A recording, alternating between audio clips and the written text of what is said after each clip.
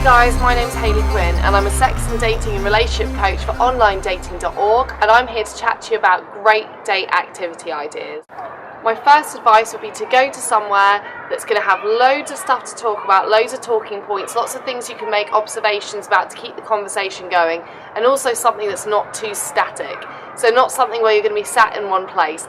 For instance, I hate the cinema. Such a bad idea. You're not going to be talking to each other. It's always a bit awkward striking up conversation after a film. Instead, I'd like you to think about places like the zoo, amusement arcades, theme parks, and even some art galleries and museums, because these are going to provide you with things that you can walk in between, you can keep the date moving, and you're going to find that you have loads to talk about.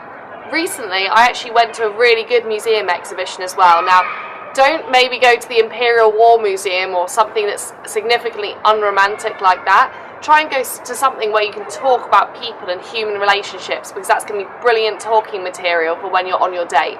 For instance, when I went on my date recently, I went to the Museum of Broken Relationships. This was a fantastic exhibition, not only because it showed objects from people's real lives, but it gave the stories behind them. So you could see an object and then you could chat about the relationship that the people had with it. Okay, another great idea is to do something that involves an activity. This could be either maybe for a third date, like a cooking course together, some artistry, some pottery making, going to a market, trying out some samples of fresh produce.